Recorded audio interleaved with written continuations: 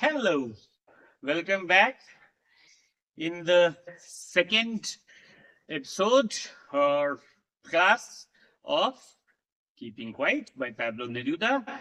In the last episode, last class में हमने पढ़ा था कि what is the poet saying कि हम 12 तक गिनेंगे, आइस पाइस खेल रहे हैं और इस आइस पाइस के खेल में हमको चुप रहना है, यानी कि अपने एक्शंस को कंट्रोल करना है. We have to control our actions. We have to do something positive, something for the benefit of mankind. You and our planet, the Earth. और अपने अर्थ के लिए कुछ सोचना है, कुछ करना है, अच्छा करना है, so that our planet is protected, so that our planet is safe. है ना? ये बताया था उसने. He had told that. अब हम आगे की लाइंस देखते हैं आज. उसमें क्या कह रहा है? लास्ट टाइम किस पे खत्म किया था कि फिशरमैन जो है वो अपना काम करना, फिशिंग करना बंद कर दें, और जो नमक बनाने वाला है वो अगर अपने हाथों पर ध्यान दे पाएगा, अगर वो जैसे नमक बनाने वाला है वो दिन भर काम करता है, सेफ्टी गियर्स तो माइनिंग में जो काम करते हैं, कोयले की खदान में काम करते हैं, उनको क्या सेफ्टी की गियर्स दिए जाते हैं, सेफ्टी इक्विपमेंट दिए जाते हैं, हेलमेट, ग्लव्स, एक्सेट्रा, कुछ नहीं, ऐसे ही काम करते हैं, तो उसको भी राहत मिलेगी. तो let's see what's further written here. क्या कह रहा है? Those who prepare green wars with gas, wars with fire. So green wars can never be green. These are opposite meaning. ठीक है, यहाँ पर क्या है? ऑक्सीमोरन है, क्योंकि वॉर्स ग्रीन नहीं हो सकते. वॉर क्या होते हैं? डिस्ट्रक्टिव होते हो, तो तोड़ते हैं सब कुछ, गिराते हैं. तो क्या कह रहा है? जो लोग Wars, green Wars, gas, destructive Wars, fire, जैसे आप देख रहे हैं रशिया यूक्रेन में चल रहा है, इसराइल हमस में चल रहा है. So this is something very very horrible. This is something very very wrong. और इसके पीछे किसका हाथ है? अमेरिका का हाथ है. रशिया यूक्रेन के पीछे भी अमेरिका का. अमेरिका यूक्रेन को आर्म्स सप्लाई कर रहा है. America has got a very big arms industry. And क्योंकि उनकी इकोनॉमी जो है वो आर्म्स, हथियार बेच के ही होती है, सबसे ज्यादा पैसे कमाते हैं, तो वो हथियार बेचते हैं पूरी दुनिया में. और यूक्रेन तो देखो यूक्रेन क्या था?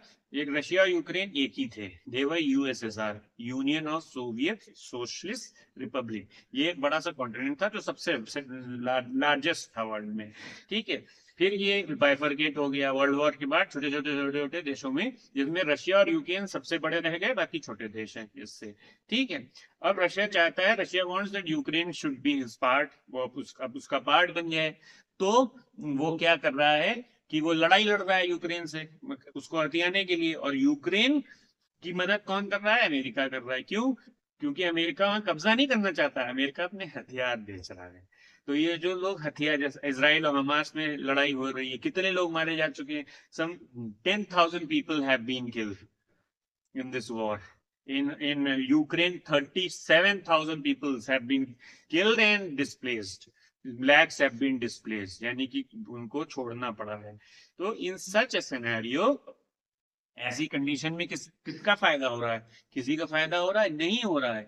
अर्थ का नुकसान हो रहा है, लोग मारे जा रहे हैं, children are becoming homeless, children are becoming orphans, बच्चे भी मर रहे हैं, बड़े भी मर रहे हैं. तो इससे वॉर्स के ग्रीन हो सकते हैं, इसीलिए ऑपोजिट है.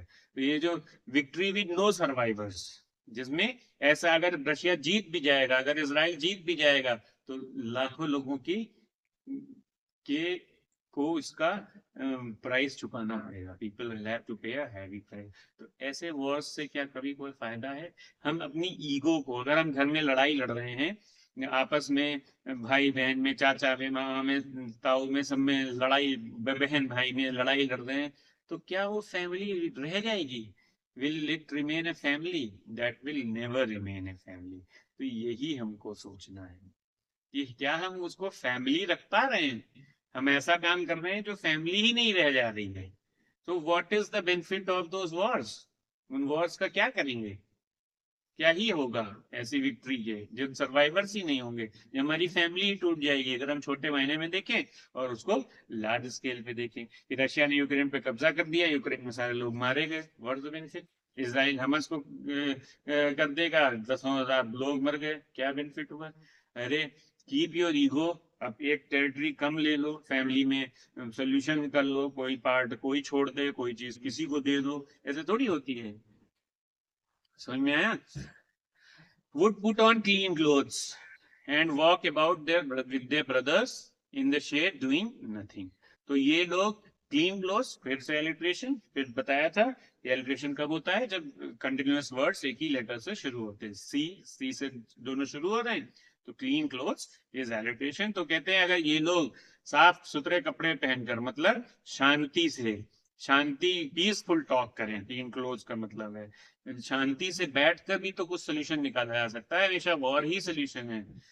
और अपने भाइयों से, ये सब भाई ही तो हैं, ये सब अर्थ के ही तो लोग हैं, पीपुल एवरीवेयर आर सेम, एक जैसे हैं, फिर भी लड़ते रहते हैं। और कहीं बैठकर इन द शेड, कहीं पर बैठ जाएं, मीटिंग ऑर्गेनाइज कर लें, and they talk, they discuss about the problem, about the issues, about the issue of a boundary, instead of fighting and killing each other.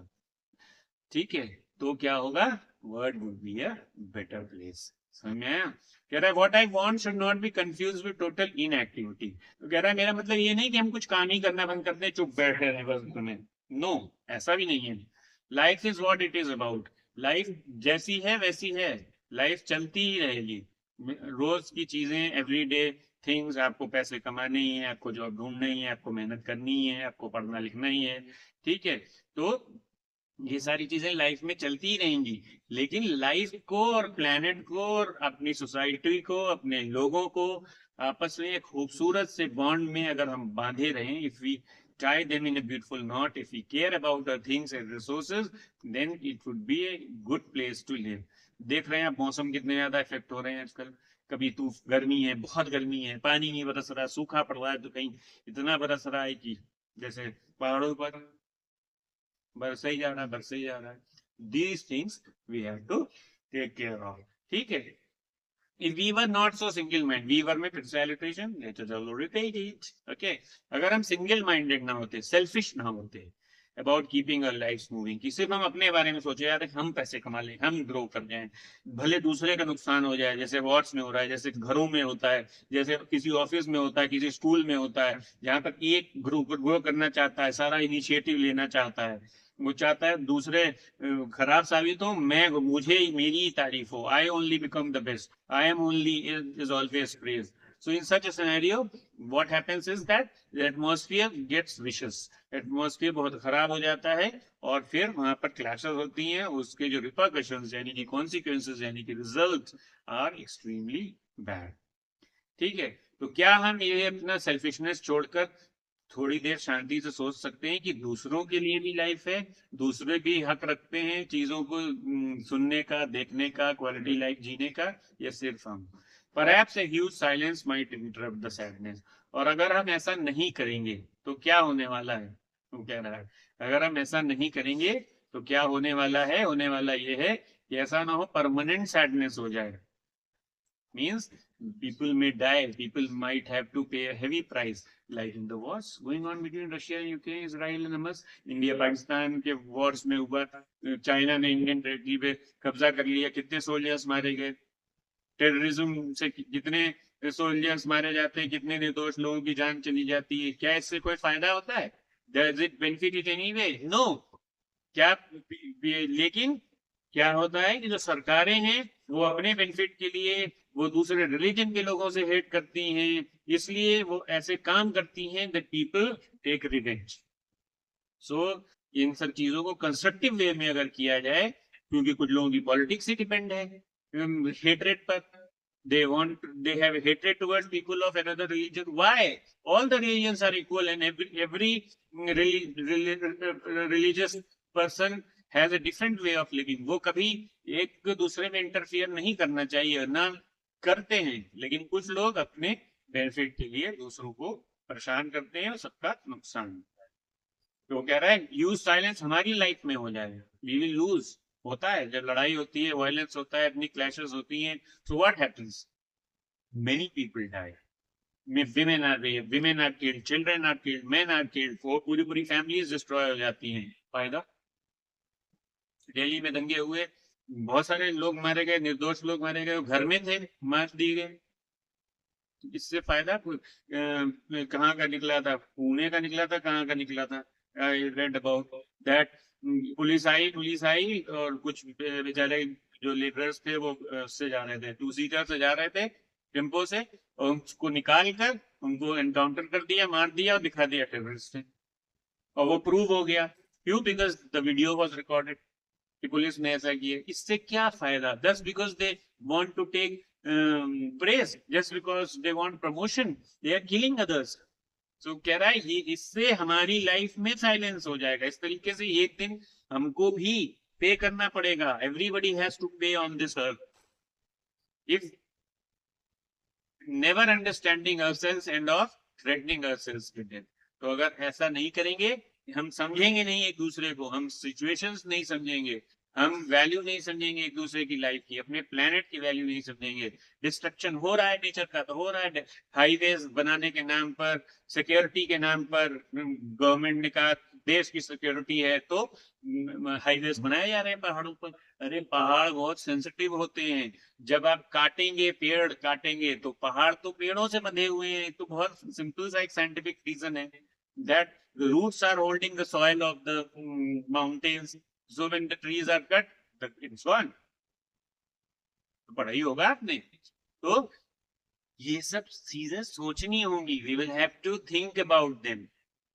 Perhaps the earth can teach us or when everything seems dead। शायद अर्थ ही हमको सिखा सके, जैसे वायनाड में भी recently हुआ है, पूरे पूरे एरिया, पूरा पूरा डिस्ट्रिक्ट गायब हो गया। शायद यही हमको सिखा पाए कि माउंटेन्स पे ज्यादा डेवलपमेंट नहीं करना है, रिस्ट्रिक्ट कर दीजिए।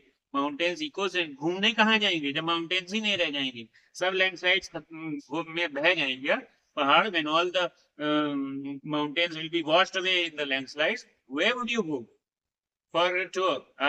गर्मियों में मन करता है नैनीताल घुमाए, दार्जिलिंग घुमाए, हिमाचल प्रदेश घुमाए, कश्मीर घुमाए, कहाँ जाएंगे? Where we will go when there won't be any mountains? So for that, for making our life sublime, better, ये जो छुट्टियों में हम थोड़ा सा रेस्ट चाहते हैं, अपना मेकओवर चाहते हैं, ब्रेक चाहते हैं रोजमर्रा की लाइफ से, वो ब्रेक कैसे मिलेगा अगर हम इस तरीके से जुटे रहेंगे, अगर इस तरीके से हम करेंगे? We will never get break from these things। कभी नहीं मिल पाएगा, समझ में आई? And later prove to be naive। ठीक है, तो ये अच्छा काम हो सकता है जब हम अपने एक्शंस को सोच लेंगे। अगर हम अपने एक्शंस पे ध्यान नहीं देंगे, if we will not pay heed to our actions, तो क्या होगा? We will threaten ourselves with death. जो पोएट ने कहा कि हम डेथ का ही वैसा, और हर तरफ डिस्ट्रक्शन होगा। प्लेनेट पे तो होगा ही, सोसाइटी में तो होगा ही, in our family life and personal life there will also be destruction। We will, जैसे दिल्ली में लोग जो रहते हैं, Delhi is one of the most polluted states, union territories है वैसे। तो क्या होता है, बच्चे छोटे पर से अस्थमेटिक हैं, लंग डिसीजेस हो रही हैं, हार्ट डिसीजेस हो रही हैं, रोज बच्चे को पेरेंट्स ले जाकर दौड़ रहे हैं डॉक्टर के पास। यही होगा, यही होगा, this will happen if we will not care of anything। we will only be single minded, जो पोएट ने कहा। अगर हम सिंगल माइंडेड रहेंगे, ये सैयद की पोएम है द वेस्ट लैंड, उन्होंने उसमें भी यही बात कही कि हम इसको वेस्ट लैंड बना रहे हैं, कूड़े के ढेर बना रहे हैं हम अपने प्लेनेट को, द अर्थ को। इसको कूड़े के ढेर से बनाने से रोकना है बच्चों। We have to stop it from becoming a waste land, because we are not caring about anything। This is horribly wrong। We should not do this। समझ में आए? फिर वो लास्ट में रिफ्रेन कर रहा है कि now I will count up to 12 and you keep quiet and I will go. तो वो कहता है समझ में आया? इतने समझाने के बाद क्या तुम्हारी अकल में घुसा? Have you given a thought to it? That what I am saying is that we have to think about others. Climate activist चिल्ला रहे हैं कि भैया यहाँ मत कंस्ट्रक्शन करो, यहाँ मत करो। वायनाड में पिछले 10 सालों से अभी रिपोर्ट पब्लिश हुई थी, 10 साल पहले ये वार्निंग दी गई थी that this is an eco sensitive zone and no construction should be allowed। Resorts बनते जा रहे हैं क्योंकि लोगों को घूमने जाना है। अरे लिमिटेड बनवाइए, ठीक है, लिमिटेड बनवाइए, अदर घर और एक्टिविटीज को बंद करवा दीजिए, कोई सुनने वाला नहीं है। nobody is there to listen। इसीलिए such kind of destruction is taking place. I hope you understood this poem. Keeping quiet. So keeping quiet means keeping tab on our actions. हमारे अपने actions को control करना है. सिर्फ अपने बारे में ही नहीं सोचना है. We have to think of our family members, society and planet as well. तभी हम शांति से अच्छे से रह पाएंगे, वरना इस तरीके की नहीं आपस में लड़ाई तो नेचुरल डिजास्टर्स से हम परेशान रहेंगे and we will live a very harsh life.